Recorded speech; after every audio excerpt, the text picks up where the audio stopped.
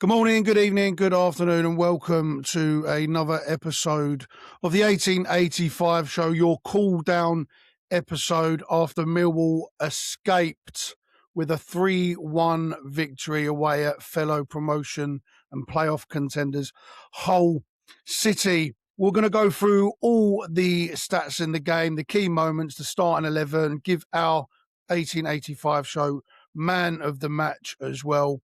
And we're just going to get stuck into what was a really, really good away performance, a really big win as well, a 6-pointer. Essentially, joining me is the usual faces of the 1885 show, Charlie and Harry. Boys, how are you? Tired. Not bad, mate. Not bad. Tired. Tired. Yeah. It was a tiring day, and we'll go more into that in a minute because we did do a vlog yesterday, which we'll talk about us three. Before we do that, though, a few matters of business. Over 60% of our viewers and who give us our likes and who share the program are not actually subscribers. It doesn't cost anything. If you do like the content that we're delivering, please just drop a like, please subscribe. It just helps us reach more Millwall fans throughout the algorithm and puts us on the map. So we appreciate everybody who does drop a subscribe and a like and a comment.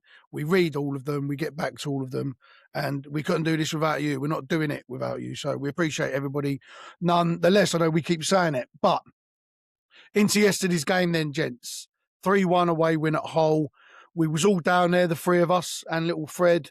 We done a little bit of a vlog as well, didn't we? We took a load of videos. I know Harry, you was really interested in the paintwork of the I was trying to get Stadium, a contracting job down for myself and a few people. I think that's the way Frankie's edited it, because it wasn't like that when I filmed it. I'm convinced it was not like that.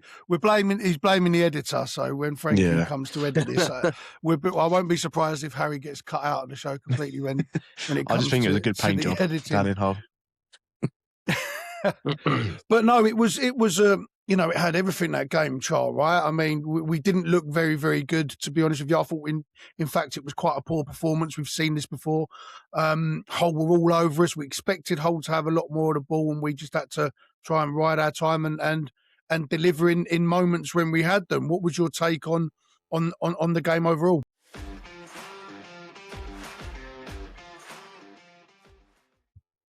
Yeah, I mean, even from the lineup from the start, we wasn't even when we sat down, obviously, before the game, we saw it. We weren't really confident. We saw Danny Mack at right back. We didn't, obviously, that Hull have got good wingers, so I wasn't really confident with that. And then, in the game, you could tell it was just happening. Basically, we were playing for set pieces. We were just clearing our ball. We didn't start. We didn't even look. We kind of looked how we did against Pompey. It looked half-assed. It didn't want to be kind of like a back and forth game, which we would hope it would be. We got very lucky first half, I won't lie. We should easily have been 3-4 down, but we came in at 1-1, lucky enough, and I think the game kind of definitely changed at half time, but that first half was not great. We struggled, Harry, didn't we? I mean, look, it's like, as Charlie said, we was losing the midfield battle. Something we Alex Neil really prides ourselves on: win the midfield battle, win our second balls, but do the basics right. I didn't feel like we did the basics too wrong. I just felt that Hull, they were more physical than us. They wanted it more than us. They was winning the second ball. It wasn't for the want of trying. I thought we really was trying to put the effort in. We just seemed just disjointed. I think the Casper injury at the start of the game really rocks things. I think that really upset the apple cart, because I don't think Watson was ready to play, and he looked it. I'll be honest with you, I don't think he looked like he was ready to play. Negley had to drop back into centre midfield. We just looked disjointed in that first half, right? And it wasn't really for the want of trying. It was just our own errors. Yeah, we also have to remember we're playing a very good Hull side, so they are going to make it difficult. It was an away game. I think whenever someone comes out in the injury, especially someone as important as Caspar, you're going to sort of miss him straight away, and it showed. I mean, we'll obviously get into the incidents in the first half, but how we got to 1-1 at half time was a relief. The Hull knocked the ball about well. If they had a few other players fit, would there have been 2 or 3-1 up? Maybe. But it's very hard for Alex Neil to go in before the game kicks off and go, right, you're moving here, and having to move basically half the team back, it felt like, Danny Mack's come in, I can't remember last time he started a game in the league. You're asking a fair few players, but you have to ride your luck at times. You can't always get the rubber to green. And we did that for 45 minutes. Yeah, we've been on the end of them. The problem is we've been on the end of that, right? We've been on the end of playing really well and getting sucker punched as well. And it's about time that we've been on the end of a few of these games, which we have lately. A couple of these games, we haven't been great, but we've managed to get the result. Wrexham was one of them. Sheffield Wednesday was one of them. But we are, at the moment, the best formed team, or should I say, sorry, the most formed team in the Championship away from home. No one's better than us. Kept the most clean sheets in the league. We scored the most in the league, conceded less in the league in the last 10. We're riding our luck, Char, but we're just delivering when it matters most, right? I mean, people getting the ump with Arsenal for how they win games in the Premier League. They're all coming at Slot and other managers complaining about it, but they're top of the league for a reason. We're where we are for a reason. Every single club seems to say, or their fan base, oh, this is the worst team I've seen play. You don't have to like us. You don't have to accept it, but you will acknowledge us. Yeah, no, of course. And to be fair, a few seasons ago, whether it's under Harris or Rowett, we either lose that game 3-0 or we definitely don't come back out trying to win the game. And especially with the Alfie Dowie injury, basically you could tell by that attitude from Alex Neil. He was like, we can either survive this, and if we sit back, we are going to concede, or we can go for it. And again, Harris or Rowett wouldn't have done that. So I think that's a really good point you just made there as well, because Alex Neil, he won. I believe Alex Neil won us that game yesterday, because everything that, if you look at the circumstances overall, right, the way the game was going, the injuries before the game, the injuries during the game, we had everything against us, Harry. Literally everything against us. If we was going to lose a game, we was going to lose that game, right? And Alex Neil decided, no, I'm not going to let that happen. I'm not just going to accept it and then rest on the laurels of what's happened. And my post match be, look, we tried our best, but we lost Casper in the warm up, we lost Alfie, blah blah blah blah blah. He made a decision to, no, we can still win this game, and we'll get into the substitutions and things in the next few segments. But I felt that his management of the game, just get us in at half time, 1-1 was crucial, but his management of the game, the substitutions he made, the decisions he made were excellent. And it shows that the belief he has, one, in the players, the belief that the players have in him to do what he's asking them to do and to believe in what he's asking them to do. He's got some balls on him, right? But that shows he trusts them.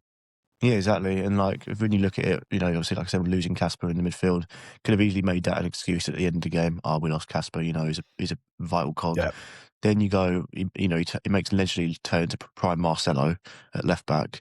No one ever would have thought Nedgley was a left back, but slotted in there, did his job very well, and then he goes 4-4-2, which we haven't seen for donkeys.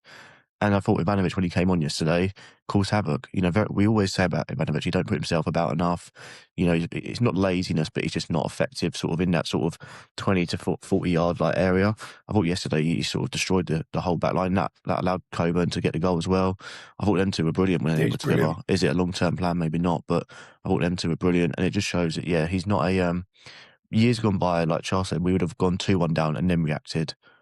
But yesterday it was, no, we've got this, we can win this. I'm going to make the changes now and try and win it, rather than trying to respond on the back of conceding again. And I think that's the difference between him and sort of, like you said, Gary and Neil. Yeah, and I think that it was, listening to his comments after, it was a really, really interesting perspective on how he looked at it, that I haven't got any defenders to bring on, so I can't shore us up defensively or make us even more defensive. But what I can do is make us more attacking, give us more of a threat up the field, so that if them moments do come, we can pose a threat at the other end, and you never know. And I thought that was a real good spin on how to look at it. We'll get stuck into that a little bit more in a little bit, but I just felt, Char, that the way Alex Neil managed that game was just perfect, right? The way he's had to move everybody around. We didn't have any more defenders to come off the bench to make that decision to go, I can't defend any more than we already are, so let's be a threat in the opposite box. That takes a certain type of manager to do that, right? To have as we're still talking about it, to have the balls to make that decision and it pay off. Yeah, I mean, me and you, we were sitting there while Doughty was getting stretched off or he was getting taken off. And we were speaking like, oh, should we move this person to this position? And like, we didn't know where we was going. At But one point, we was thinking, what do we do now? yeah, we was mentioning everything. It was like we were trying to play Football Manager. But Alex Neil, obviously, he already had that plan in his head. He'd done the right thing. Obviously, in the end, like he shuffled it about. I thought Kundal was amazing when he came on. Again, for someone that hasn't been playing a lot, he showed so much composure in that middle with Billy, and Yeah. it helped Billy get further forward because when Negley was in there in the first half, Billy was literally a back three at one point. Yeah, he was. He was picking the ball up really, really deep, wasn't he? And that is a testament to Hull pinning us back and you know, and getting in our faces, right? I don't think we like it very much when teams get in our faces. We like to be a team that sort of sits off, lets them have the ball. We're very rigid in our discipline, in our formation, and we try to make them play through us rather than get physical with us. I think we've noticed that, especially in games where we've lost. The Wrexham game at home, we lost the physical battle. Portsmouth game at home, we lost the physical battle. In the first half yesterday, we was lucky to go in at a draw, albeit from some missed chances and stuff we'll go on to from Hull. But we lost the physical battle. That is a common theme to us not winning games, Harry, right? Or looking quite poor in games and not being able to get out of that rut. But the second half, we won that physical battle. We got a more of a front foot on it. We got some players in there, like you said, Char, Kundal coming on it, allowed Billy to have a bit more freedom, a little bit more movement, step up a little bit more and be a bit more physical. That's key to any game, right, Harry? That physical battle. We pride ourselves on winning that. And I felt that the first half we didn't. Something was said at half time, the changes were made, and then we started to get a grip to that. Yeah, exactly. And, you know, obviously first half, but I think we also need to look at it and go, well, how aware they are for a reason, right? We're not always going to be able to win every battle, win every challenge.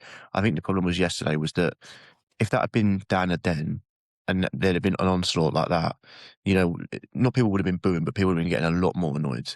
I mean, because it's away sometimes, you know, Yeah, good pitch point. weren't great, like just like little things like that. I wouldn't say it was awful first half. It was just we just couldn't get out. It was one of them. We just couldn't get out of our own half.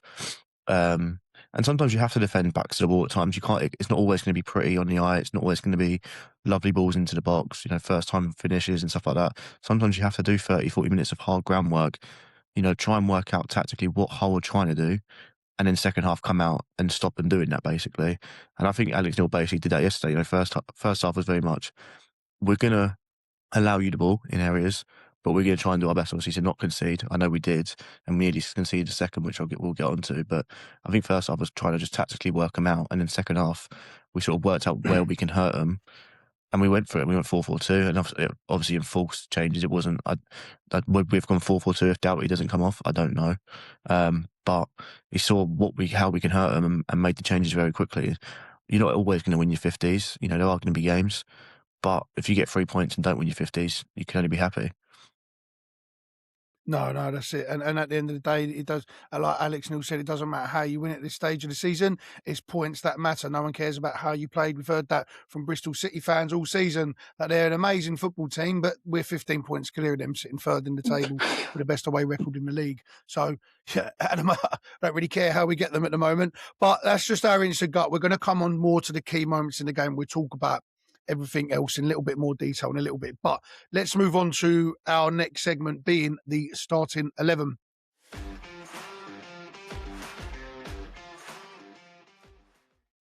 So the starting 11 wasn't really what we predicted, or I don't think what most people predicted, to be honest with you. I know a lot of us called for Tommy Watson to start, maybe to move Negley back in the 10. It was very much the same that we thought, you know, that Alex Neil went with. It was very much the same.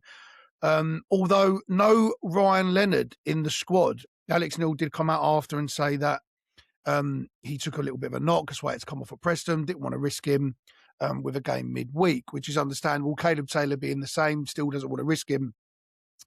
But we'll run through the 11 very, very quickly and then we'll get a take on it. So the 11 that actually started the game was Patterson in goal, Danny McNamara right back, Zach Sturge left back, Kramer and Cooper centre halves, Billy Mitchell and Camille Negley in the centre of midfield, Macaulay Langstaff in front in that 9.5-10 role, Tommy Watson wide left, Femi Aziz wide right with Lamppost Josh Coburn up top. Going through that 11, so we'll start at the back before we move up. Patterson, Harry. I thought was a bit dubious. Do you change the goalkeeper at this stage of the season when Max Croker's been so good? There's a reason we're in this position. But we've also said that the teams that do really well, the teams that go up, sentimentality and having this bleeding heart for these players or for players won't get you promoted, right? You need to be a bit cut through. Alex Neil made that decision. Patterson's been brilliant, and I thought yesterday he was unbelievable. Kept out some really big stops. Yeah, there was a lot of balls into the box, especially near that end part where sort of Hull were chasing the game in the first half as well, obviously. Yeah, Patterson's, I mean, we saw it last year, didn't we, with Sunderland, how good he was as a goalkeeper, commands his area very well. And like you said, there's no place for sentimental values at this level, especially with a run-in. We'd regret it if we'd have. I don't think Max was a bad keeper, but you're talking about a level here. Do you know what I mean? It's that extra little 1 or 2% that makes difference between maybe third and second or maybe sixth and seventh. Imagine if we'd have kept Max in, we didn't win yesterday. And I'm not saying he would have been at fault for it, but we're talking about them little levels you have to go up every single time to make sure that you're in the best position coming into the season. And I think, yeah, he just is his stature, isn't it? He's massive, and he just sort of commands his area so well. And I think, obviously, his debut, it took him a bit of getting used to, just working with the back line, but we're starting to see a really top goalkeeper. And yeah, he's going to be crucial between now and either the playoffs or getting our second. Full star. Yeah, I agree. I mean, I don't think Max comes and collects any of those kind of balls that were getting thrown in at the end, which, again, he was superb with that. Those ones to the back post, he was just coming and collecting, and it was just with ease. He was just the right place, right time. And again, I think Max is always kind of on his line, wants to react to the save rather than obviously coming and collecting, or he'd come and punch it. So yeah, I think Patterson was great. First half, his kicking was a bit sideways, and I think he was aiming more for the wings, and maybe that was an ask from the manager, or rather, because normally he goes down to Coburn, and also we play off of that. But yeah, outside of the kicking from the first half, he was unbelievable yesterday. Yeah, he gets down well, doesn't he? There was a lot of low shots towards him, going through bodies as well, which goalkeepers, Max was very good at dealing with them instant reaction saves, but Patterson's really good. He gets down low, and as you said, Harry, coming to claim for every single one of those crosses. Didn't drop one, didn't put it into a bad area, didn't knock it back to a whole play, claimed every single one, went down. Kicking got better in the second half. Yeah, I thought he was excellent yesterday, and a big reason while we held on. Moving on to our right back position then. Danny McNamara. It was unexpected, but he is a right back. He is at the moment the backup right back while Caleb Taylor was out, Lenny was out. So Danny McNamara made the start of right back. What do you think of how his performance went? I thought he really struggled first half, but second half, I thought, once Alex Neil got into him, give him a little bit of a different direction, I thought he really stood out second half. Particularly, yeah, for first half, he was very much the winger had him every single time, to be fair. But what he did do well, I thought, was his aerial. He did win a lot of aerial duels, even though he was heading the ball back into he was knocking them back into the middle of the park towards no one. But I mean, he was up against McBurney at times when he was winning headers. And I think he was more conscious of that because he didn't know where McBurney was at times, and he was just trying to header it out where he had time to maybe just take it on his chest and move with it, which we would see from a Leonard or a Kramer at right back. Yeah, going forward, he offers us nothing. There was nothing there and I think we knew that. We've always said Danny Mack is a defensive fullback rather than a going forward fullback. But yeah, on first half he had it quite tough. Second half, I think it helped when they took the winger off. And then another winger came on. And to be fair, he kind of was one-dimensional, kept going down the outside. And I think Danny and that was a mistake on Hull's part, right? Yeah. That was a mistake on Hull's part because they was having their way with Danny first half. Yeah, to be fair, I'd say the game overall was a masterclass. And on the game, how it went was all down to the substitutes from both sides. Yeah. I think both the tactical side of things went in our favour.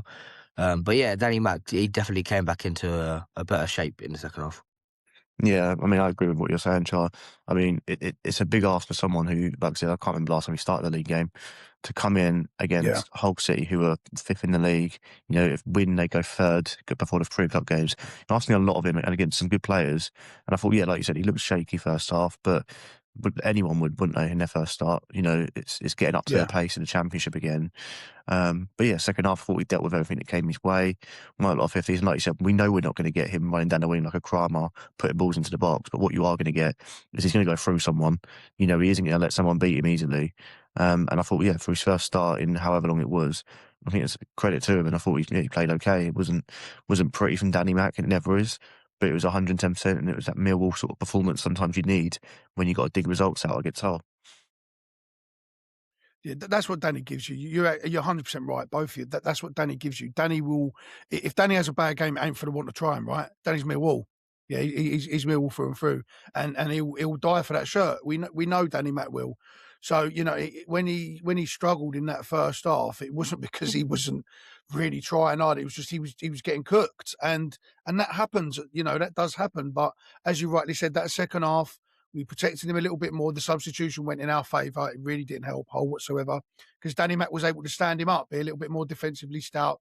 And like you said, when it's needed, Danny will hurt someone. He'll go through someone, and they won't want to go at him again. He's very good like that. I was just more impressed with his aerial ability, as you alluded to, Char. Every ball that come down that right-hand side, he was throwing himself at it, winning the headers. All right, it wasn't always going where we wanted it to go, but at that point of the game, it was just try and get it clear. Even if it falls to a Hull player, at least it gives us a bit of respite to just step up another 5 yards, right?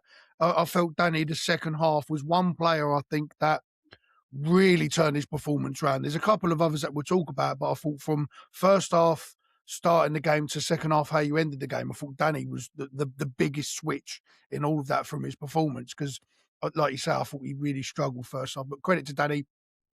He was excellent second half, as was the entire back line. Which we move on to the left back. Zach Sturge got another start. Alfie Doubt was on the bench again. I was a bit surprised. I thought Alfie would have started today to try and pin them back a little bit, make them feel that we're more of a threat going forward, because Sturge is very much like Danny in that respect for me, whereas he's not going to give you that attacking outlet like Alfie would, right? So I felt that's where half our problem lied in that first half, was that we was inviting the pressure on. That's where we couldn't really pin them back, because Aziz, Watson were having to try and be a little bit more further back, playing that sort of 20, 30 yard in our own half to compensate for our fullbacks not being able to get forward as much, which is understandable. What do you make of Sturge's performance? I think it was very much like Danny Max the first half. I think he struggled to get into the game. I thought he also got quite cooked on that left-hand side. And ultimately, we can't really review too much after, because he was hooked at half-time. Charlie, what do you think the reason for him being hooked was? Was it because he was just getting cooked, or was it we needed to add a bit more of an attacking outlet, give them something more to worry about on that left-hand side with Alfie? Yeah, I think he was actually the opposite to what Danny was, in my view. I thought he was going up and down that line, but that's where he was getting caught out. I don't think he was actually getting taken on one-on-one. He just kept getting caught out of position where he was either trying to make the overlap and we just weren't putting the ball in, and then when we lost it, he was out of sight. Or if Danny or anyone, when we shifted over, every time I think it's Gelhardt, he just kept kind of side volleying it straight out wide, but there was just no sign of him. So just whether he was overlapping again and just out of position, or he was covering with another player. But defensively, I don't think he was too bad. I think it was just a positioning. But yeah, I do think it was a bit harsh on him to get hooked, and obviously, it doesn't help when the player you get hooked for then gets hooked. So yeah, I think he went for a more attacking outlet in the second half, and obviously we wouldn't have known now because he's injured. But yeah, I think it was quite harsh on him to get hooked. Yeah, I mean, it was one of them, like with Sturge, like, no one played great in the first. No one can come away from the first half and go, I've done well. It was one of them performances. And I think, it probably wasn't Sturge being hooked wasn't the reason. He wasn't the worst player out there. It was just we needed to change it up, because what we were doing wasn't working. And the main option for that was we couldn't get out, like you said, Jay. So who do you bring on? Well, you bring on an attacking fullback that's going to get you on the pitch better, put more hopefully put more quality balls into the box, quality balls into the midfield and the strikers, and in turn we'll be able to get us at the pitch better. Obviously that didn't work because Dowie comes off 10 minutes later, injured, but I think the idea of it was that we're pinned back, we can't get out. We've got Sturge and Danny Mac, who, again, overrun by their opposite winger, and we're just not being able to get out. So change it up, put Doherty on, and hopefully that gives us a bit more of an outlet. And yeah, it was harsh to hook him. But this is what we're talking about with Alex Neil. He ain't afraid to make the change. If he sees something, he'll make the change. And, I'm not saying the change of Sturge won us a game, but it certainly gave us a different outlet. It sort of, even when Nedgley went there, with Nedgley, he's able to put a decent ball into the midfield and stuff like that. So yeah, I think it was harsh to give Sturge the chop at half time, but we needed to change, and he was the one that we changed him for, and it thankfully works in our favour. No, that's it. That's it. And it's a game of moments. So that yesterday was a game of moments. It was, like we said, we feel that the game was pretty much won on management decision, which was really, really good to see. It was unlucky from Sturge to get hooked, but it didn't really help us in that second half, which we'll talk on in a moment. But moving on to our centre halves, then, I mean, I don't really know what else we can say about these two, to be honest with you. But we'll start with Tristan Kramer. I think, again, first half we all struggled, right? As good as Kramer, Cooper, and etc. We did struggle a little bit. We was getting put under too much pressure, which wasn't allowing us to get any respite to defend properly, right? We was being unorthodox positions. The ball kept coming back. What do you make of Kramer's performance? I thought Kramer was excellent. I thought overall he's brilliant. He's probably one of he was one of my candidates for man of the match.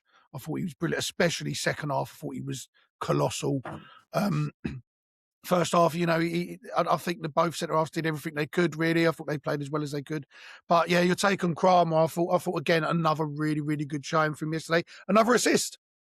Yeah, I mean, I think first half, what was happening was he was going out wider to help Danny with the overlaps, because Danny was having to deal with 2 or 3 at one point on that side in the first half. Yeah. I think there was one tackle. I think it was Danny who done it, and we were all like, that's quite questionable for a pen. It was quite a harsh last ditch tackle. Yeah. We're bouncing around everywhere, and he kind of just two-footed it through, and I was like, okay. Yeah, but I think Kramer was helping out with Danny Mack a bit too much in that first half, and then second half he kind of done but he said obviously the man of the match vote, and he basically just man-marked Ollie McBurney out of the game. That's all. He's basically tested Cooper like his mind, basically, and I don't think McBurney had the sniff of anything really yesterday, in the second half. No. No, exactly. And I mean, we know what we get with Kramer now, don't we? 9 out of 10, 10 out of 10 every week. He's just so solid. He's quick, he's strong, he's powerful. And, yes, we did get overrun a bit at time against Hull yesterday. But you have to also respect that whole good side. We are going to have periods of the game where we are going to be overrun. They are going to come at us. They are going to look dangerous. It's going to make us look vulnerable. But I thought we mopped up everything that sort of came our way most of the time anyway. And Kramer's just we're not going to keep him. Let's be honest. Unless we go up, he's gone. So enjoy him until May, because I think that's going to be the end of him. He's just a brilliant player, isn't he? He just reads the game so well, and the fact we basically traded him for Josh Stevenson is an absolute bargain looking back on it now. Yeah, and I think he's so good at right back, so good at right back, and it's going to be really hard, I think, when Caleb Taylor comes back to shift him back out to right back, because he's just so good at centre half. I mean, he could probably play up front and be just as effective. I think he was outstanding again yesterday. Really, really, really solid, incredible pickup for the club. Credit for getting that one in, because he's a gem. He is an absolute gem. And a big reason why we won that game yesterday. His partner in crime, though, Mr. Captain Fantastic, Mr. Lion Leader Legend, Mr. Kiss the Badge, Jake Cooper, all-time leading Millwall goal-scoring defender himself.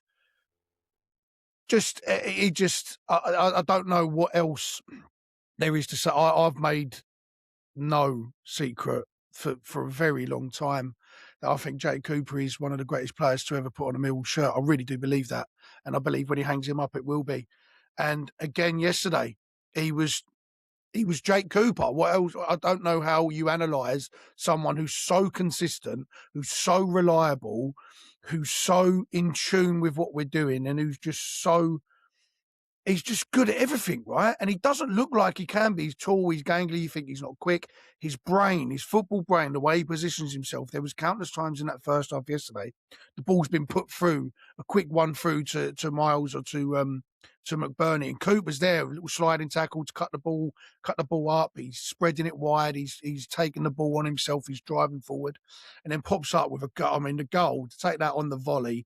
It's knocked down from Kramer to take it on the volley, smash it off the bar, and then he runs off to right where we're sitting, kissing the badge, and it gets you right in the the sweet spot.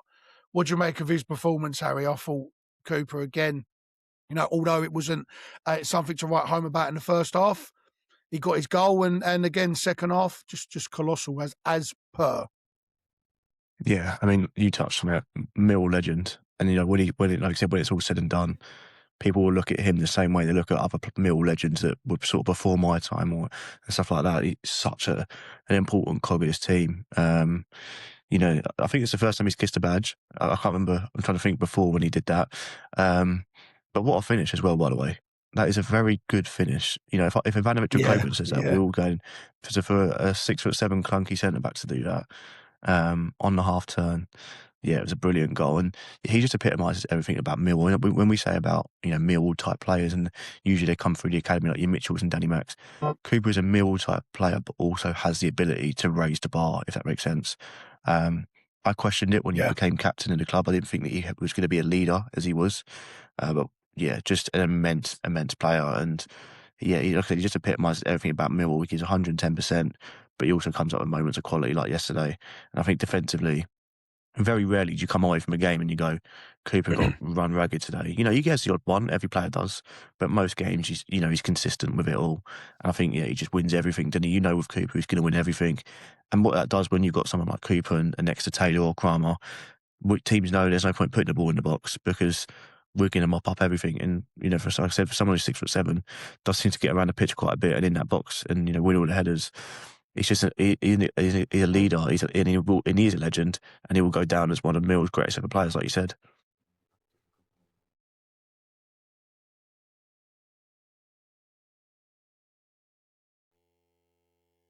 Chuck? Yeah, yeah, he's unreal. He's a Mill legend on and off. There's only one thing this man can't do, and he will hopefully do at the end of the season, and that's lifting that trophy at Wembley, or would take their second place. But that fascination, that dream of going up through Wembley is what you want. And there's not one man I don't think at the club since my time that I've wanted to see lift it more than anyone else. He's unreal. He dies for the badge. You look at his frame and you just don't think he can do the things he does, and then he does. So he just surprises you all the time. And sometimes his passing isn't 100%. Like sometimes he can look like De Bruyne. Like he'll play a 60-yard ping to Femi, and you're like, has he done that then? And then sometimes he's just passing it out of play to Alex Neil. But yeah. Yeah. I think another thing with him as well, though. Sorry, another thing with him, he just gets better as well. Sometimes you think, they're at their peak. Cooper seems to get better right? than you. He's like a fine wine. He's aged like a fine wine. Because I remember trying to think what year it was. Yeah, there was a couple of years ago, and I was like, he was having a few bad games. I'm like, well, maybe we're seeing sort of the back end now with Cooper. He just seems to get better and better, and I wouldn't be surprised. I mean, if we did go up, I'd keep him in, and then after about 5 games, I'd be like, right, maybe the speed's got to him here. But you'd have to play him, wouldn't you? Just for imagine he man marks Haaland out of the game. I think that would be the epitome. Lift the trophy and then man mark Haaland out of the game and win 1-0. And do you know what? It wouldn't surprise me if he did. It wouldn't surprise me if he did, because he goes up against the primary centre forward week in, week out, and he deals with them. I personally think he's the best centre half in the Championship, in my opinion, and I'll put Kramer in that bracket because I just think Cooper at the moment for me, Kramer is the best centre half pairing in the Championship. I love Coops. Coops is one of the most aerial duels in the Championship as well. And when you look at his stats as well, he's got 5 goal involvements this season. He scored 4 goals. He's got 1 assist. Kramer's got 3 goals. He's got 5 assists. Caleb Taylor's got 3 goals. He's got 2 assists. That is a combined from just centre halves alone, and Kramer's a makeshift right back. But for these 3 that have played the majority of the season for us in these positions, that's 10 goals, 8 assists. That's 18 goal involvements from centre halves and a makeshift right back, right? that's not only are they contributing in the goal scoring department, right, with 18 goal involvements, but they've also, as the three, because the left back has dropped and changed quite a lot, as the three, kept the most clean sheets in the league. We literally do have the best attack and defensive defenders in the league. Well, Yeah, no. numbers you don't do. I lie, mean, Char. especially with the fact that most of our games, if we win, it's either 1-0, 2-0. All those goals aren't goals where we're already 3-0 up and you've got a consolation at the end. I think back to Caleb Taylor's goal against Southampton. It's an absolute worldie, probably goal of the season, but again, it's something to get you 2-1 up in the game. Yeah, we concede again. And then Kramer's at the back post for the last minute winner. You think about all of the goals, like they are all vital goals, or a goal to go 1-0 up that sets the precedent for the game. They're not just a end game kind of finish. I mean, maybe at Chowan, it's Taylor, but again, that's Chowan. We always, do them. So yeah, no, I agree. That's the back five then. So moving on to the midfield, then we'll get through this a little bit lively, because there was a change. It was meant to be Casper Denora and Billy Mitchell, the the mainstay central midfield pairing, what we usually expect week in, week out. Probably the best centre midfielder pairing that we've got.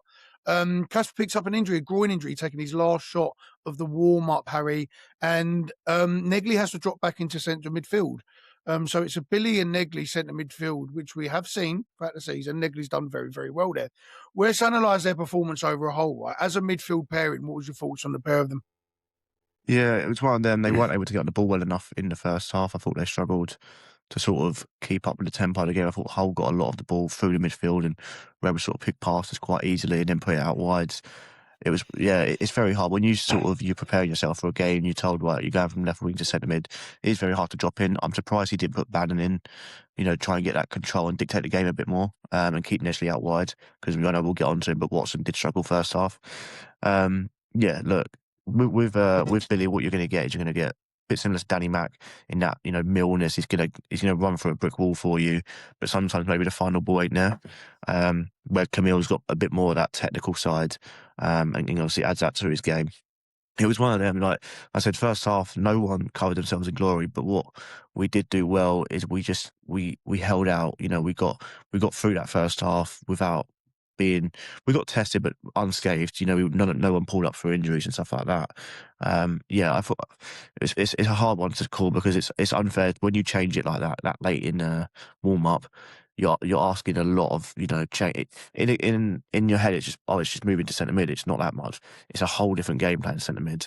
And I thought they'd done okay. Like I said, we got opened up a few times, but one of them's not a recognised centre midfielder. And I thought they done okay. It wasn't anything amazing, but they held their own against some very good Championship players, and a very good Hull City side. yeah, no, I agree. I think, to be fair, I think this is where you go into it with Billy.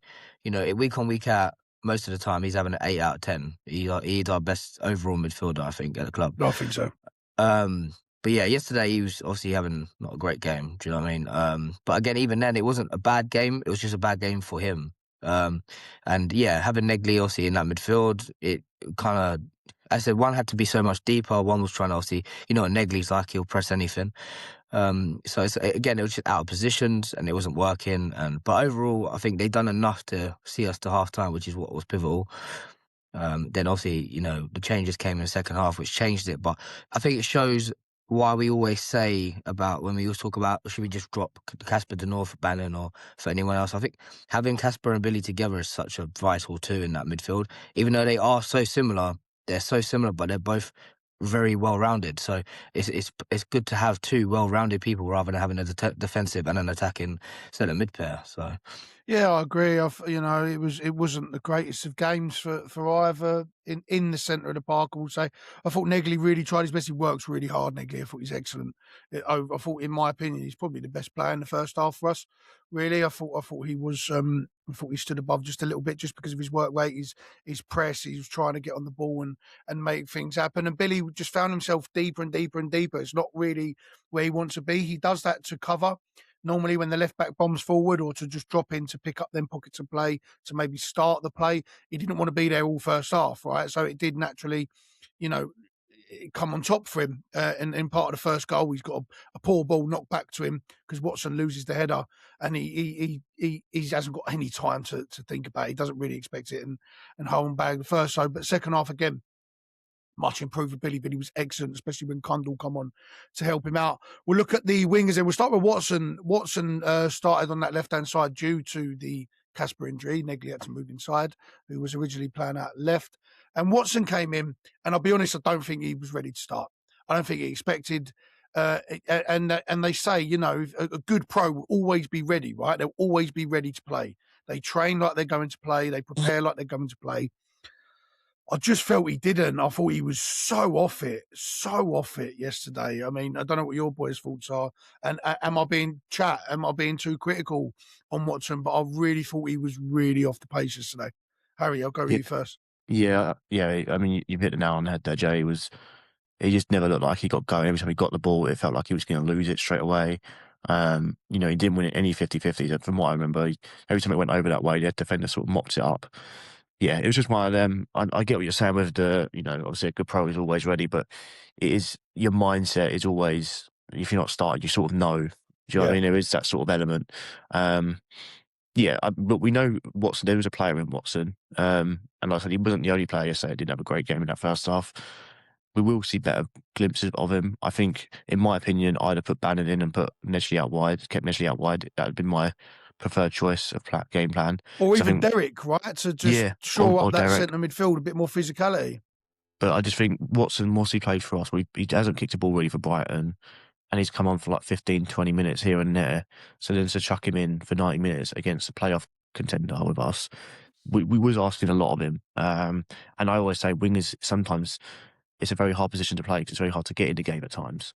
And yesterday was one of them in that first half. You could, you know, Aziz was the same, just couldn't get in the game in that first half because they pinned us back, and our wingers, like you said, Jay, were having to get the ball from our own half and try and do something. So, yeah, I mean, it wasn't horrific to the point where I was like, well, we've got to get him off. It was more, he just wasn't working yesterday down that left-hand side and even down the right in the first half. And something needed to change. And like we've gone on to, Alex Neil made the changes, which led to us getting 3 points. Yeah, I agree. I think he wasn't at the races yesterday. To be fair, like even his booking, I think he got nutmegged twice in the build up to that, and then I think it's a case of he was pressing back, and obviously he just fouled his player out of frustration and got the booking, and you could tell he just wasn't at it. I think there was a few times he did make a few passes, and then never got the ball back, and he was getting frustrated again. There was one where Langstaff played the ball into Coburn, and if Coburn actually just lets it run, I think he actually threw on goal, and Coburn then takes it back and passes it back to Billy. And I think those little things, you look at it, if it rolls through to him and he scores, we're saying, oh, he's had a great game. So there's those fine margins, and as you said, like with wingers, it is, and strikers as well, you're looked at with your output. And if you're not outputting in games, it's not, you know, I'm obviously sometimes very critical of Negley when he's out wide because he doesn't offer that going forward. But, you know, as a winger, that's your job, really. So if you're not doing that in the game, obviously, you're not helping the team. But what Negley does offer is everything else, which is why he starts every week. It is very true. Moving on to the other right-hand side then, Femi Aziz. Femi Aziz, I think, it was a bit surprising. We normally go all down that right-hand side all game, right? So attack the right-hand side. With their left-back, Coyle actually started and Hughes started, which was unsuspecting. We thought that was going to be a match-up Aziz was going to exploit. It wasn't. It was their fully strength. They were full strength at the back. We kept going down that left-hand side in the first half, even though it wasn't working. We really didn't get too much into Aziz outside of the goal. He put a beautiful free kick into for Kramer at the back stick to the second ball's coming for Cooper to smash home on the volley. It was a struggle for us, not Aziz's performance in general, but for us to get Aziz in the game, right? Because he didn't have the Danny Mack providing him the attacking support. He didn't have Negley or Billy offering that inside pass for him to do the 1-2 with, because they was having to be so far pinned back. Langstaff, I just don't think Langstaff's very good on the ball. I'll be honest with you. I think he offers really good work rate, really good press. He's a nuisance, right? And he covers a lot of ground, which allows us to do certain things. that's where I think he's really good. But on the ball, I just don't think Langstar's very good. So he wasn't able to see them passes to feed Aziz. And so Aziz was having to kind of create a hell of a lot for himself. There was times Danny Mac did slip a nice ball over the top, or Negley found it, or Langstaff did link up a little 1-2, but they were really few and far between, right, Harry, because that's not their game. And Aziz had to make the best of what he got. And I thought Aziz actually played really, really well in that first half, given what had happened. You know, he did what he could with what he had and the service he'd got. And he put in some dangerous crosses into the box, as he normally does. Yeah, the service was limited, wasn't it? Like we said, I think I'd be interested to see just what I'm watching it back, just how far away the closest player was to him. It always felt that he was about 20 yards away from either Danny Mac or the centre mid or the 10 or the striker. Usually, when you've got Kramer there or even Lenny, for example, you can play a little 1-2s and it gets him in behind. I think yesterday, and that's nothing against Danny Mac. I think Danny Mac's job yesterday was to do not get beat and stand up strong. Don't worry about trying to put balls into the box and link up with Aziz. So I think the first half yesterday, it was the same with Watson. Both were very isolated at times. But what you do get with Aziz, you give him the ball, he will create something eventually. It was just one of them. Like I said, we're not digging anyone out. It was just one of them first halves where we just couldn't get going, and that happens in football. And I think, we saw apart from the free kick, I don't really remember in the first half actually creating much more than the actual goal itself. It was very sort of a rugged performance where you could never really see us score in the second goal. But yeah, like I said, it was one that we just couldn't link up yesterday. I don't know if that was the pitch or if it was a change in the team or it was just just having a bit of an off day. We just seemed to not be able to get our key players in the game, and no matter how good you are as a team, if you can't get your star players in the game, you will struggle. And that was that first half. Yeah, no, I agree. I think with Aziz, he needs that overlap. He needs someone taking those runners away. I felt at times, every time he did get the ball on the wing, there was at least two players just marshalling him. And if he did beat one, he couldn't get past the other. And it's just, sometimes as a winger, you can't really beat everyone. You can't expect to do it all yourself. And I feel like that's what we do a lot of times. We just feed him the ball and expect him to do it all. And, but then we like, oh, he hasn't done it, so let's get on to him. And, there's some games as well, he can sense that, and he's then trying to do it even more, and he's just whipping balls into everywhere, and it's not going to anyone. But overall, I think second half he is a lot better, making runs off the shoulder. I think that helped with Ivanovic and Coburn because they were both linking up, and he was finding his space. First half, so he was just marshalled out the game, and it's not a testament to how good he is or how bad everything was. It was just a case of he was either so deep where he was trying to cover and help Danny, and then when we got the ball, he's too deep. Or if we were out the pitch, as you said, there's no one around him to actually help him. Yeah, no, I agree. And his moment came in that second half, what we'll talk about in the key moments, because a player like Aziz does not stay asleep for the entirety of a game and he will not be stopped. He will find a way, as he did. Langstaff kept his position in that 10, 9.5, whatever you want to call it. I thought he pressed well. I thought he chased around. I thought he hustled. His work rate was good. He helped defend. I think he does a lot, Langstaff, without doing a lot, in my opinion. He does a lot of off the ball work. This is probably a game you want him in, right? He will press. He'll force the opposition to make a decision, right? He won't give them any time on the ball. That's what you want in these away games. I think he's quite effective like that. Just feel on the ball isn't his best attributes. He doesn't really offer us much. If he can't press well, it's noticeable because he doesn't offer us a great deal else. And I'm probably being a little bit too critical, but it does affect you in a way, when he's on the ball, he doesn't really pick that pass out. What was your assessment of him yesterday? I'll come to you first, Charles, because I actually thought he was okay. I didn't think he was terrible, but it is noticeable when someone else drops into that 10 position, right? We start to make things happen. And that's what happened in that second half yesterday, right? When the changes did happen on around that 60th minute, which we'll come into, and Langstaff went out in a more wider position, we started to cook a little bit. We started to have a little bit more control in that middle. I think that just shows when we do have more control in that middle, we are a better football team, even though Langstaff does press. Yeah, we know why Langstaff's in the team. We know he's not there to score goals at this point. He's there to press. He is there to do the hard work and basically be the donkey of the team in a sense. But like you said, on the ball, and I think short passes, he's quite good at linking up and playing a 1-2 around the corner. Yeah. But those little threaded balls where you want as a 10, again, like Negley would play or a small bone, or I don't think he obviously has that in the locker. But again, to him, he is a off the shoulder, 2-man striker. He does the hard work. I don't think he had a bad game. I think he was the main reason why we went at 1-1 in the game, to be fair. Like, there was a press where he made one press off the ball, chased the next player, and ended up getting a throw in from the other side when he chased down Ajayi. Yeah, I don't think he had a bad game. I think he ran his legs off. Second half, again, I don't feel he actually got into the game a lot in the second half. He was quite quiet. Only once, I think, Ivanovic scored and we played Negley back in the left back. He then kind of got isolated, and you could tell he's not a winger.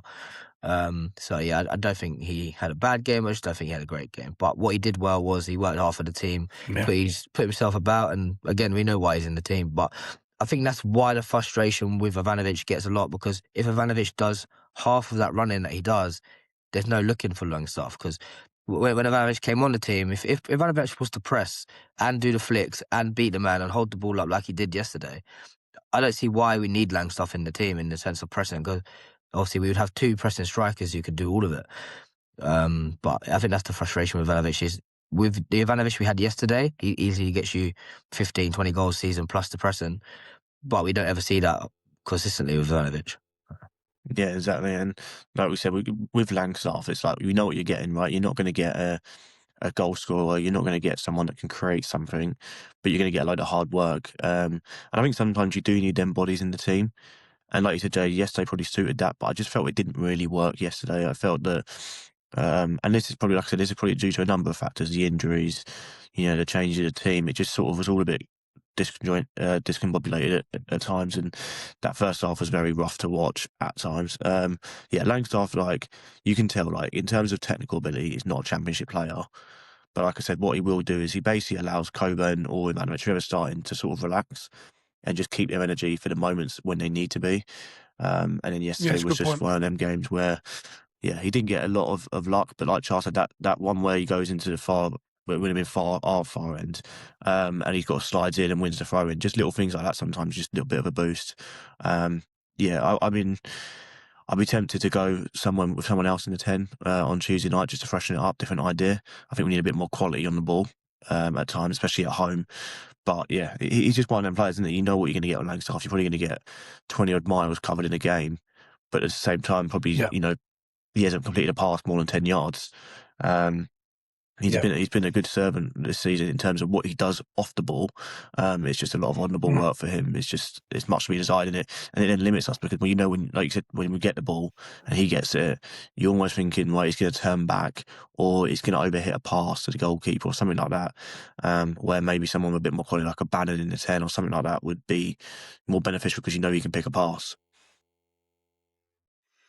Overall, like I say, I think he was fine. I think he was fine in what he was asked to do. I think he played okay. I think when the second half came and we actually put, like a small bone in there, we got Ivanovic on and we played with, just a little bit more quality in the middle of the park with Kundal, etc. We looked better. That's not a knock on Langstaff at all. I did think he played well. But Coburn kept his position up top. And again, Coburn does what Josh Coburn does every week. He gets battered, pulled, bruised, kicked, punched, shirts almost coming off and wins nothing. I thought Coburn did really well yesterday to handle that. They was pulling him left and right. And he just occupies them, right? He's just a problem, Coburn. And it does happen for him. He brings other people into play. It was really difficult for him to do that yesterday, but I don't think Coburn did anything wrong. I thought he held the ball up well. I thought he tried to do everything that we ask him to do, everything he does every week. I thought it was a good performance overall from Coburn, a great finish for the second one. And I think when Ivanovic come on, I thought the pair of them together, they actually looked quite frightening. They looked sort of back end of last season, partnership levels. We may see that come back. We don't know yet, especially with the injuries that we have at the back and in the midfield now with Kasper. Pending the length of time that they're out for. I thought Coburn did his job really well yesterday, again, and warranted his goal. That's been coming for a few weeks, right, Charles? Yeah, 100%. I think his last few performances have been, again, from what you want from him, is a 10 out of 10. The only thing he hasn't had is that goal. And even his goal yesterday, he took it so well. Yeah, great strike. I don't think Coburn, I think pre-injury, he doesn't do that. He just runs that to a corner, maybe kind of turns back and tries to hold it off and win a free kick. But I think yesterday he had a point to prove with himself that he needs to start putting the goals in as well. And especially for us as an away fans, we're at 2-1. You're still thinking, okay, they're gonna get a last minute, they'll win it or they'll nick it. And I think that goal just killed the game in general. And it made everything so more relaxed for those last 7 minutes that got added on. And he done well yesterday, and he done everything that he needed to. He was holding on the ball, fighting, as you say, like he's always getting thrown around and never wins anything. But yeah, he done what he needed to do yesterday, and he was definitely one of our best players. Yeah, he done very well yesterday. And in that first half, it was one of them where didn't get a lot of the ball because we were pinned back. But what he does do is he just causes a problem. Even if he's not going to that ball goes into him, and even if he's not going to necessarily win it, what he can do is he makes it uncomfortable for their defenders to then try and play forward again. And I think, yes, like you said, Charles, since he's come back from that injury, he's beefed up a bit, and he's now become a bit of a problem for centre backs. And I think he played well yesterday, deserved his goal. Like you said, I think we needed a goal, and that was a striker that was begging for a goal because he's hit it so well. Like you said, would he have taken that shot on, last season or even pre-injury? He probably wouldn't have. He probably would have taken it to a corner or cut back. It was a very good performance from him. And, he probably got bruised ribs, bruised kneecaps and everything because he does get kicked up in the air. It probably doesn't get credited enough about what he does do in that sort of like 50-50 battle element, because while he is very tall, he's also very thin, if that makes sense, compared to the average centre-back in the league. But he seems to be able to outmuscle a lot of them. And even if he doesn't, like I said, doesn't win the battle, he makes it uncomfortable, which allows our players to, usually other than yesterday, run onto the ball. And I thought, he just studied. He did what he usually does, Coburn. He fights and grafts, and thankfully he was able to add that bit of quality at the end to seal the game. Yeah, that's right, and I agree with everything you're saying. There was a few substitutions which we'll talk about on our key moments segment, which is coming up next. But that has been your starting 11 and the gut initial response to their performance yesterday. Coming up now is the key moments in the game.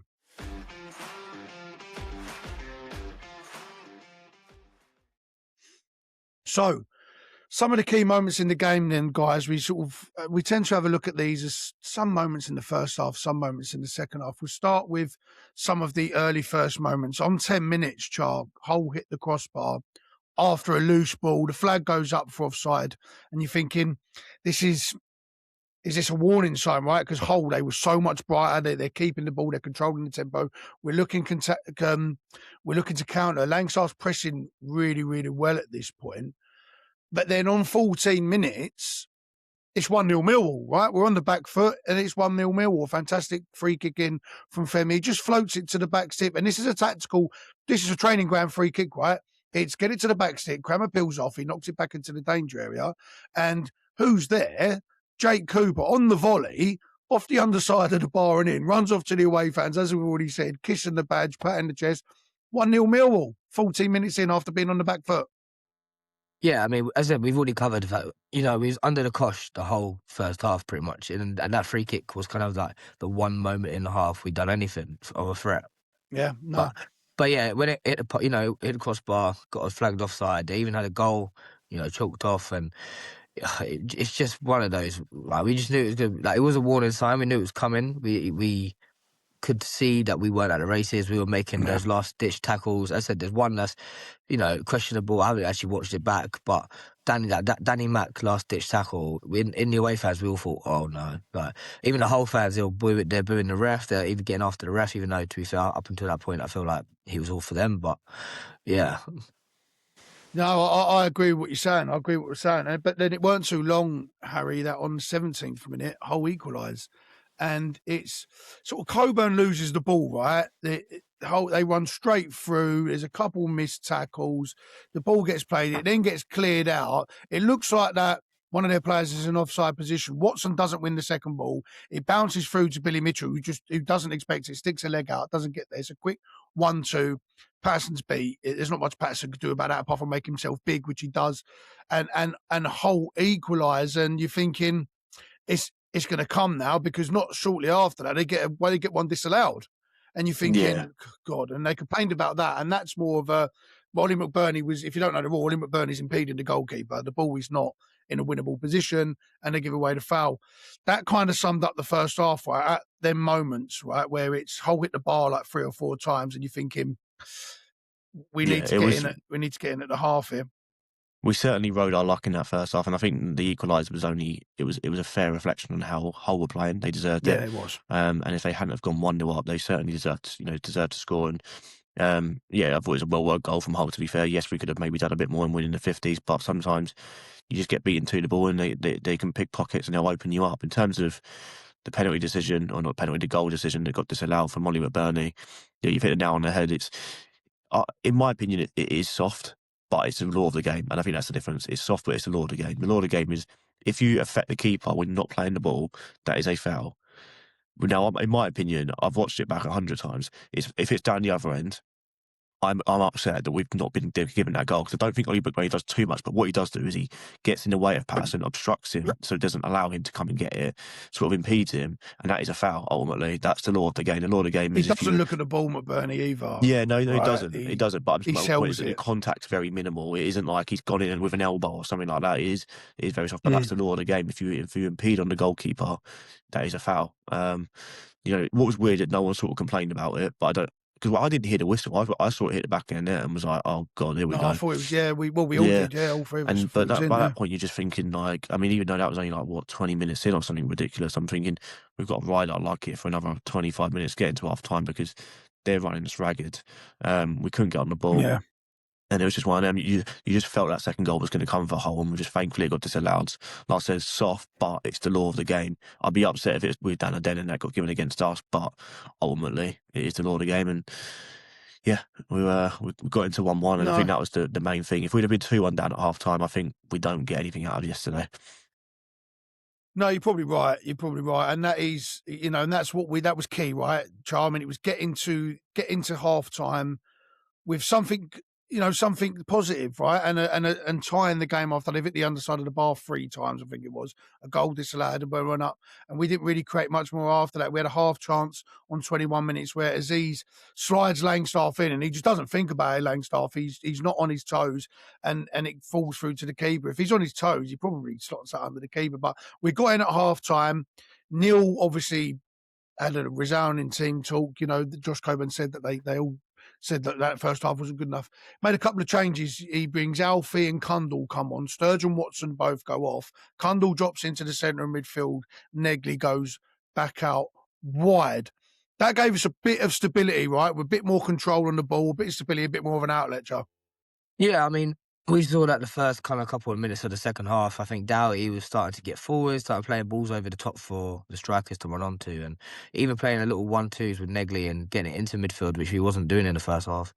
And then ultimately, obviously, Alfie gets injured and it has to reshape again. But, I mean, there's not one position Negley doesn't play apart from goalkeeper at this point. I think he was unreal yesterday, Negley. He was literally the epitome of, I'll just do it myself. And even at left back, he's not the tallest player, he's not the strongest player, but what he was doing was like marshalling down that wing. He got beat a couple of times, but he stood up well, blocked some of the crosses, and he done well there. So yeah, he was excellent. And Harry, that as Charlie just alluded to there, on the 62nd minute, Alfie Doughty goes down off the ball, and we're all 3 of us are standing there, and most of the crowd as well, the away end, was standing there thinking, what the fuck do we do now? It looks really bad for Alfie. I hope it's not. I think Alex Neil said it's a calf issue.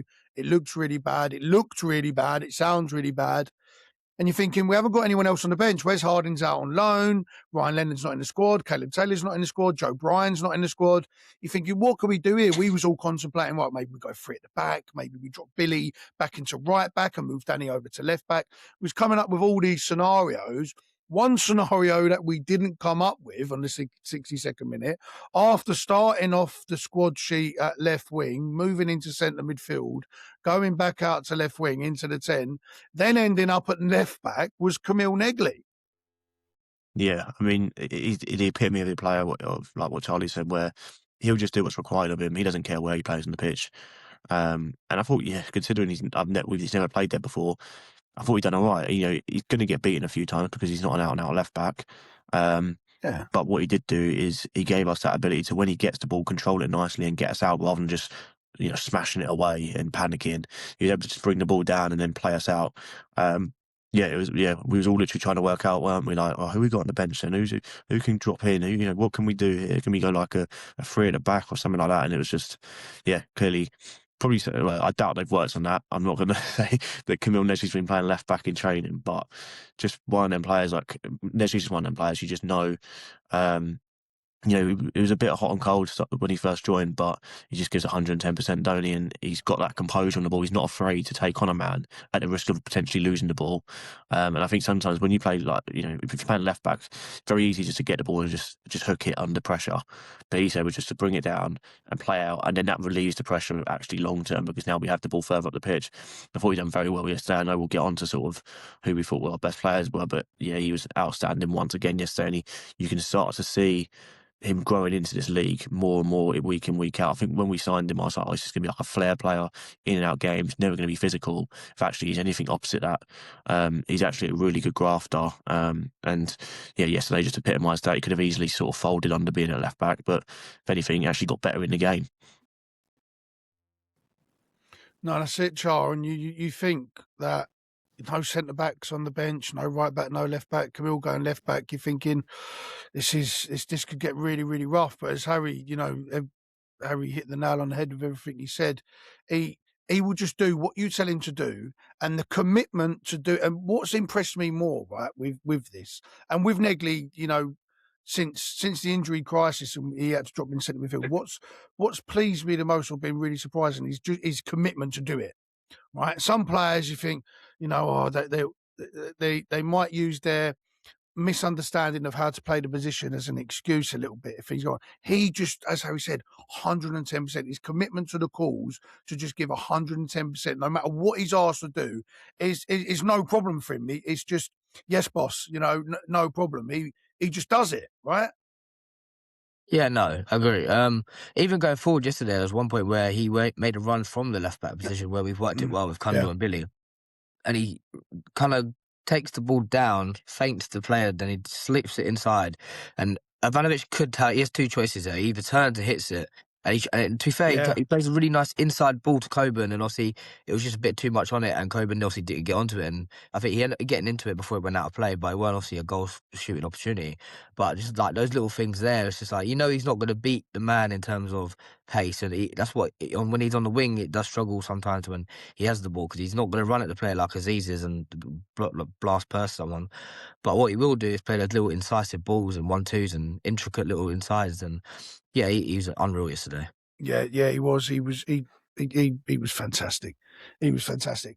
But the breakthrough did come, after the chops and changes, Kundal giving us more support in midfield and a little bit more calmness and quality on the ball, and Negley filling in.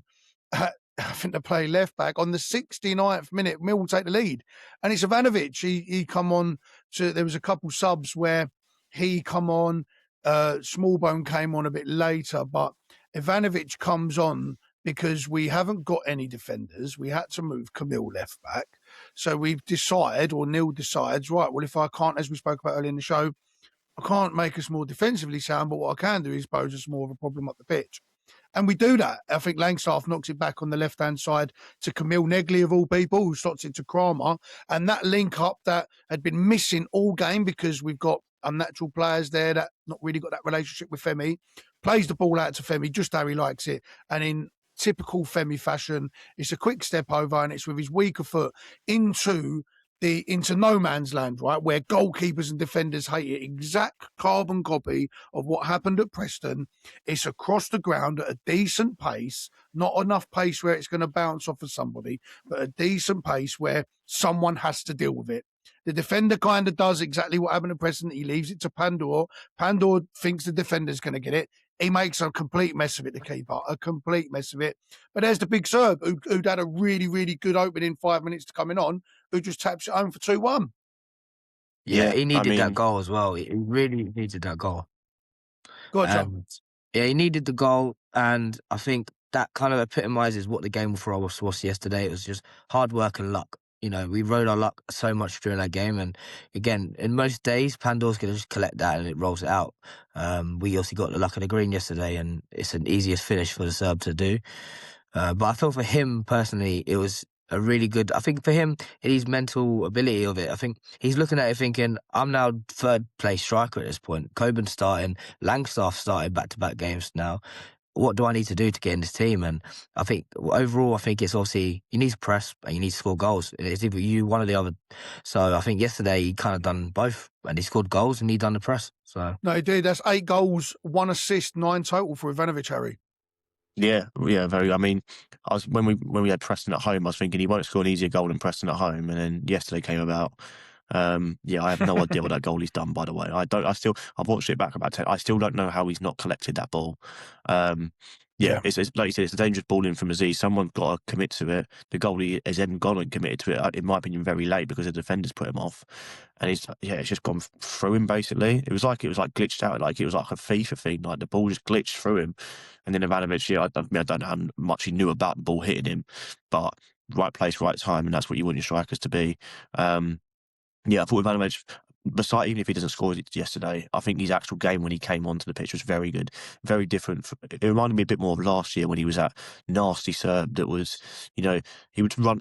I feel like this year he's not been lazy, but just ineffective in games. If the ball's not played into him, you don't really notice Ivanovic on the pitch. I thought yesterday he came on with a bit between his teeth, and like Charlie said, Coburn's ahead of me at the moment. I've got to do something. I've got to put on a performance for the manager to go, you know what, I'll start a Serb on Tuesday. Or I'll start the Serb on Saturday against Blackburn, and I thought he'd done really well when he came on. It was the difference between us drawing that game yesterday and winning was the fact we went 2 up front. We had 2 strikers who absolutely gave everything for the cause, and they both deserved to get a goal. And yeah, he won't score an easier one, but he said right place, right time, and I thought he was deserved of a goal. Yeah, and I thought him and Coburn linked up really well together yesterday. It was almost back end of last season vibes for the pair of them, and that's where Coburn's Coburn's goal comes from, and the third for Millwall in the 77th minute. I think it's Ivanovic. Someone could correct me if I'm wrong, but he kind of just forces Ajayi to go back. Doesn't really put him under any real pressure at all. But Ivanovic is there on that left hand side, and Ajayi just makes a play towards the centre half. He doesn't see Coburn at all, but on a better pitch, if this was at home, Ajayi probably makes that pass, but the pitch was really poor yesterday. It slowed the ball down to an extent where Coburn's there on his own. He just picks the ball up 50-50 in between the defender and Ajayi, runs at the defender, and then another defender gets back and you think, he's let it go here, but he drops his shoulder on the edge of the box, takes both defenders to the right, and then smashes it back across the left-hand side to Pandar's right into the bottom corner. Charlie, what a finish from Coburn. And as we spoke about earlier in the show, when we spoke about his performance overall, deserved from Coburn, and really something he's deserved for weeks now. I thought he was excellent. You're saying great finish to seal the points. I mean, I think I've always said it, especially this season, is Coburn will score the hardest chances you'll give him. And if you swap him and Ivanovic round, he'll probably end up missing that chance. Yeah, because those are the chances that he ends up missing, and it is hard to watch sometimes. But yeah, he scores the ones that he shouldn't, and he misses the ones he should. But yeah, unbelievable finish from him. And I said he done well. I said I thought as a player before, he would have run that into the corner, tried to hold on to it, wait for Aziz or someone to make a run off of him, either get a foul. But he thought. I think yesterday in his head as well, he was like, I need to get a goal myself here. Mm. And he deserved it. And that was it, and it was 3-1. It was very much right now we can defend this, right? Now, even though we haven't got the defenders, we can defend this. And Neil makes a couple late changes, right? He brings a Will Smallbone in the 83rd minute for Josh Coburn, and he takes off Macaulay Langstaff, who was playing on that left-hand side, off on the 84th for Tierno Ballo to just give us, and it was just legs, right? Quite pleasing to see Smallbone come back. I thought, Harry, that Smallbone, when he come on, didn't really look slow, didn't look like he had to get in. I thought he looked pretty sharp. He looked pretty good. He was good on the ball, good defensively. Ballo the same. I've been very critical of Ballo for being pretty weak. There was one point, I think it's like the 89th minute or 90th minute, where it's cutting on that left-hand side and, our left-hand side, so Hull's right. The guy goes to take a shot. It looks like it's bending to a corner, but Ballo just jumps in front of it, sticks his back on it, blocks it, we clear it, and he just sort of gives a double fist pump into the ground and people patting him on the back. A guy who's not had many minutes at all, any minutes over the last sort of month and a half, 2 months. But big moment for him, and they both played their part, Smallbone and Ballo, to help see out these points, Harry. Yeah, I think once it went 3-1, like you said, I think I wouldn't say I was like overconfident, but I was confident we were going to come away with the 3 points, and it was just about doing the defensive duty, which we know we are very good at. But that doesn't start from the defence. That starts from your front line. That starts from your midfielders. Yep. Yeah, Ballow's someone that after the Stoke at home match, I was like, we've got the best winger in the league. Then he just tailed off, didn't he, for ages, and we didn't really see much of him.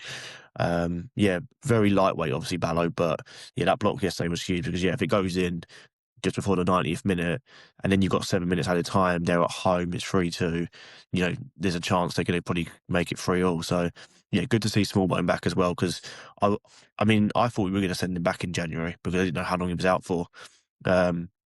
But he's gonna be like a new signing. I know that's like a cliche saying that managers use, but he's gonna be like a new signing for this running, because having someone like that in the team, in that number 10 role between now and the end of the season could be a difference. We spoke about it earlier about little fine margins about bringing Patterson in over Crocombe.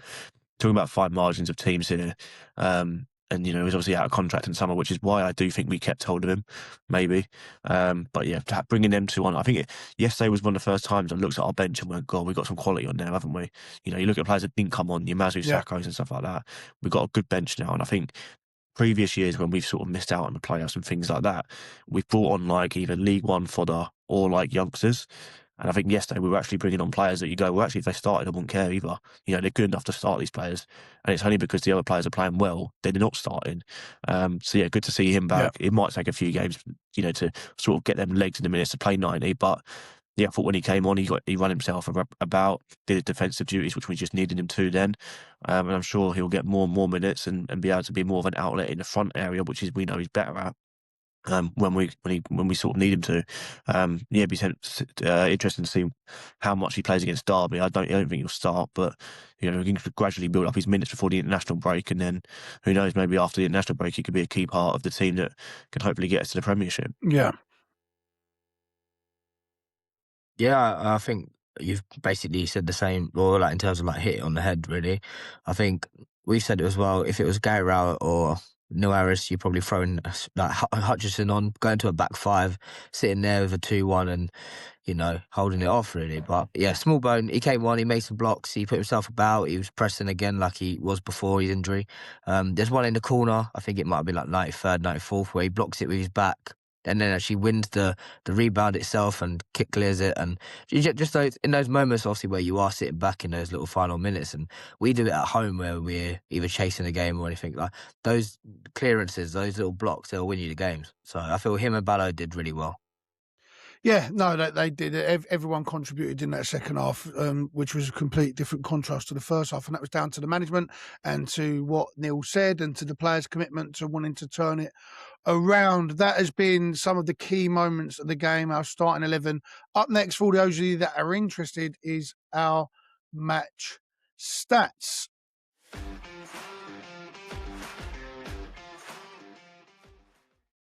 So, ladies and gentlemen, the chat, Charlie and Harry, these are the stats that ended the game yesterday. Hull had 55.8% possession to Millwall's 44.2%, something we expect, right? That 40% range. XG 2.51 for Hull. I don't think I've seen a bigger one this season against us, only in games that we've lost. 1.38 to us. We had 9 shots. They had 23. The key thing here is we had 9 shots, 4 on target. We scored 3 of them, boys. Scored 3 of them. Hull had 23 shots, 5 on target. Goalkeeper saves, what they consider to be proper saves. We made 4, they made 1. We won 30 aerial duels, committed more fouls, and had 2 corners. Numbers that we expect to see, but the key thing there is them stats to the untrained eye who don't watch football, or even Millwall will say, well, you should have got peppered. And that is right. Based on stats alone, you look at it and go, yeah, you should get peppered. But we're the best defence in the league. We keep the most clean sheets in the league. We're the best defence in the league. We've conceded the less goals in the league in the last 10 games. And we've scored the most goals in the league in the last 10 games. These match stats paint that exact picture, right? This is a game that we were away from home. We're on the back foot. We know they're going to come at us. They're going to have more position. They're going to have more chances. The XG is probably going to be higher because they're going to have more shots. This is all about being clinical and lethal with the chances that we do get and being defensively and positionally sound in the opposite box, and we did that perfectly according to the stats when you don't watch the game, Charles.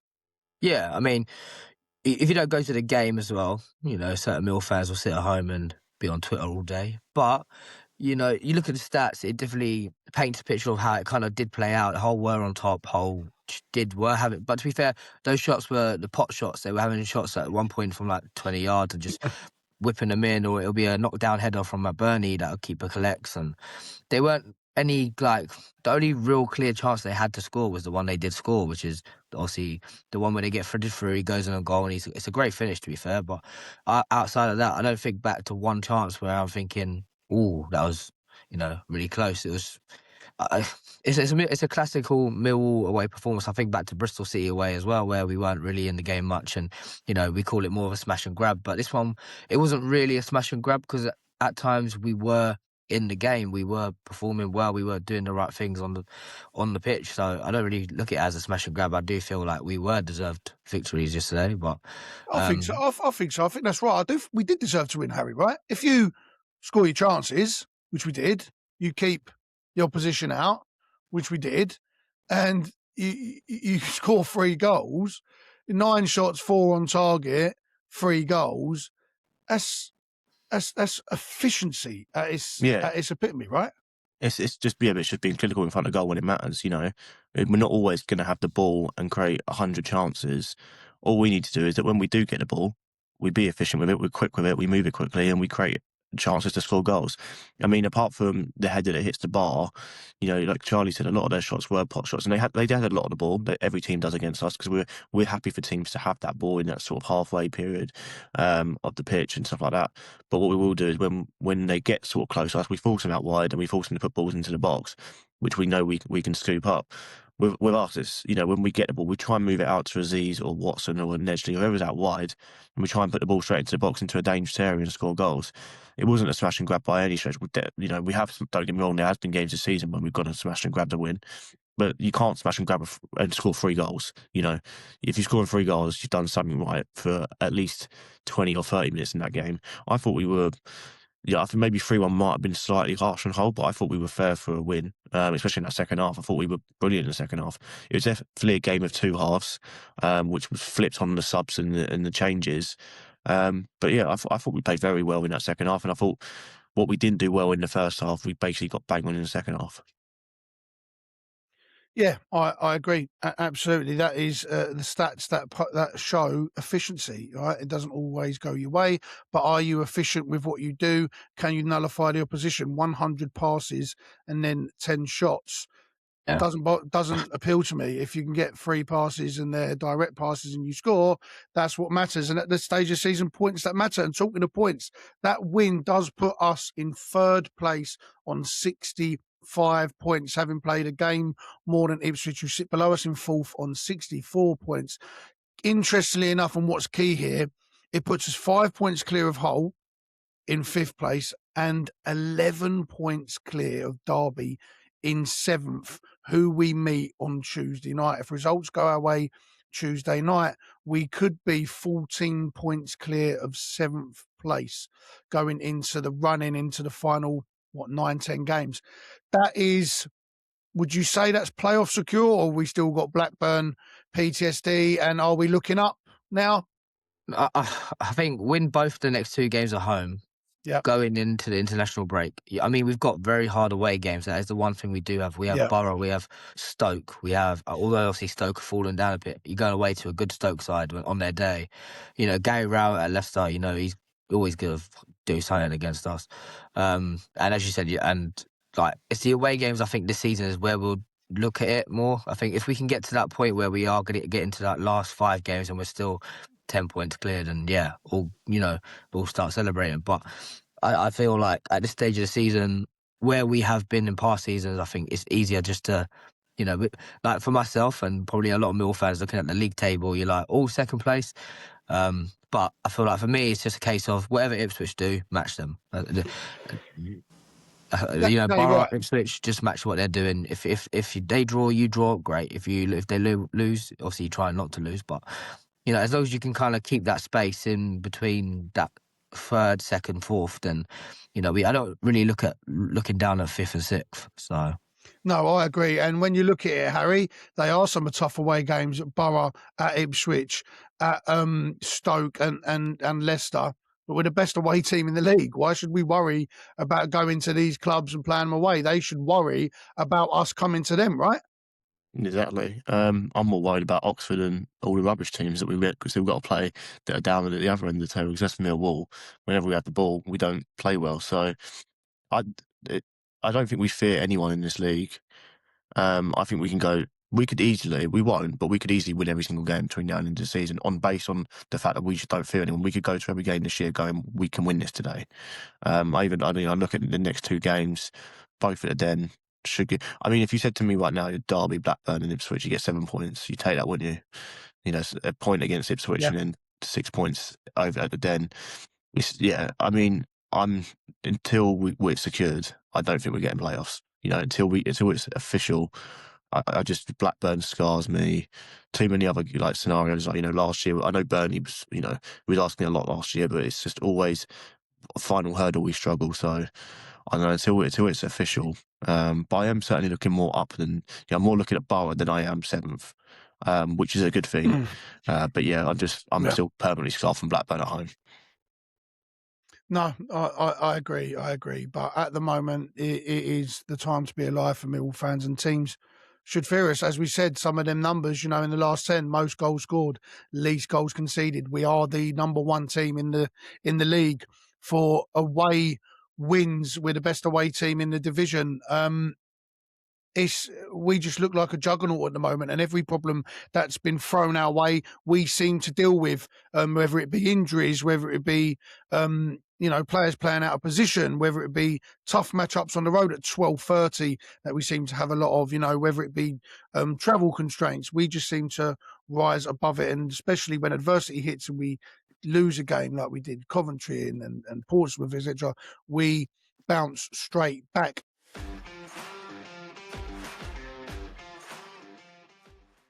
Moving on to our last segment then, this is where we like to end on the highest note of all, and that is the 1885 show hand-picked, agreed upon man of the match. Not everyone will agree, but if you do agree, great. Get us in the comments, tell us why you agree, if you agree for a different reason. If you don't agree with our pick for man of the match, tell us who was your man of the match and why. I'll come to you first, Harry. Who was your man of the match for yesterday and why? And who was your honourable mention? Yeah, for me, it's Camille Nedgley. The fact that, he started the game centre mid after getting moved, then moved back out wide, then done a job at left back. He was everywhere yesterday, weren't he? There probably wasn't a blade of grass in the MKM Stadium that Camille Nedgley's boots hadn't touched. It's just the epitome of just grafting hard when the chips are down. Not the chips are down, in terms of performance and stuff, but we had the injuries and stuff, and we had to move people about. He just done everything yesterday that you needed from a Millwall player. And like I said, to ask anyone else in the team maybe to drop in at left back, we might have seen a different result. But he was just so calm and composed, and he was brilliant yesterday. And then the honourable mentions, Cooper. I think once again, brilliant game by him. Leader, obviously got the opening goal with a brilliant finish. And once again, a bit similar to, with Nedgley, where he just epitomises everything you just want from a Millwall player. Gives 110%. And he had that quality yesterday in the final third at both ends, in our end and their end. Nedgley just tips Cooper just based on the fact that I think Nedgley was asked to do a lot yesterday in different areas and done it very well. Yeah, agreed. What about you, Char? Who was your man of the match? Why? And who's your honourable mention? I'll start with my honourable mention. I think someone that covered basically the whole stadium, brought a lot of energy is the whole City Stadium presenter. He was unreal, mate. That guy was shouting down the speaker and, West Side, East Side. Mate, get out of it. What are you doing? What are you doing? That's the most embarrassing He was more thing I've ever enthusiastic seen than in the my whole life. fans. I'll tell you, he made more noise than whole fans. Yeah, but yeah, shout out to that guy. I love that. Shout out to that. But no, that honourable, no. Man of the match, it has to be Nedgley. Nedgley was, he was just unreal. Man of the match, he put everything into it. He basically, the only thing he didn't come away with yesterday was a goal or an assist. And even then, it's just like his performance. If he could do that from now to the end of the season every week, it's just, unreal. Yeah, I agree, and I really was struggling to toss it up between Camille Negley and Tristan Kramer, because I thought Kramer was outstanding. I really was, but I did make the decision to go with Negley as the man of the match and Kramer as my honourable mention, although they could have been tied for it. But the reason I went with Negley is very much like yourself. He was asked to do everything. I'll be really interested to see his heat map from yesterday, because I don't think there'll be a player in the country who had a more populated heat map than Camille Negley.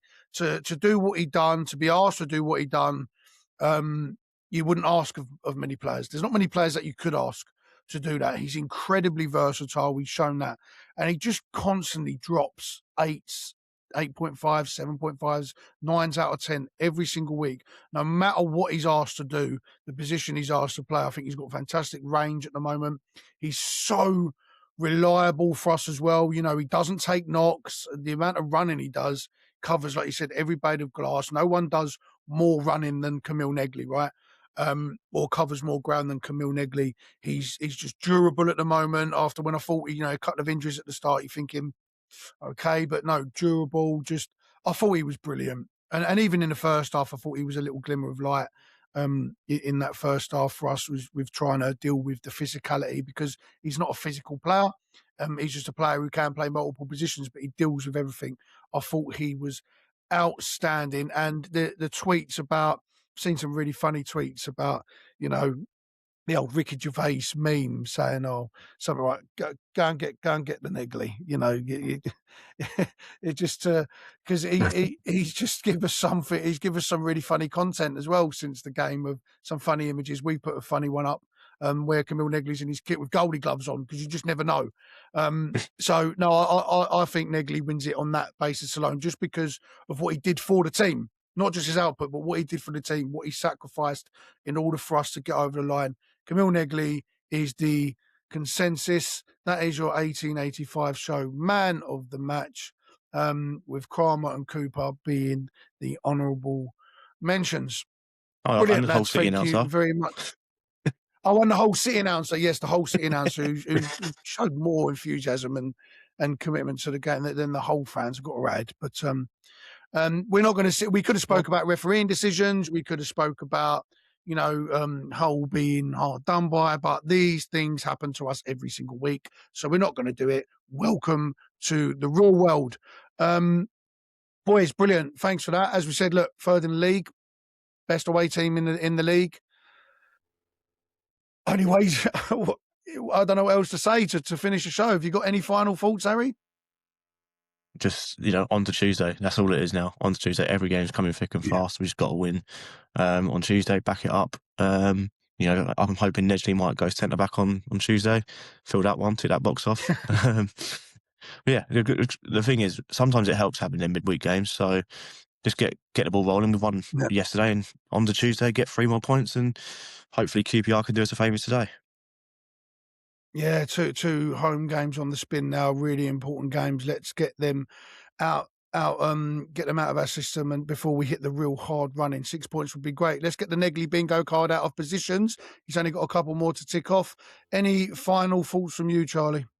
No, I think it's just keep going game by game. But what I do find interesting at the moment is, for example, like our motto is obviously, no one likes us. But to be fair, if you go on social media at the moment, I think everyone apart from Ipswich, Borough, and obviously, the usuals like West Ham, I feel like everyone wants us to come up. Everyone's like, on TikTok, on Twitter, and any sign of online, it's people kind of outside of the people that are obviously trying to battle us for playoffs.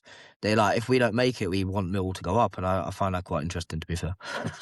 Yeah, I agree. It's like I said, it's a really, really good time to be a Millwall fan, and long may it continue. And you know what? If we don't go up this season, it is what it is. We'll go again. We're in a good spot at the moment. That has been the cool down, a very long cool down, but a lot we wanted to get through, really. There is also our first ever away day blog, 1885 show away day blog, that you can check out on our socials right now on YouTube. You can watch that. It's only 10 minutes long.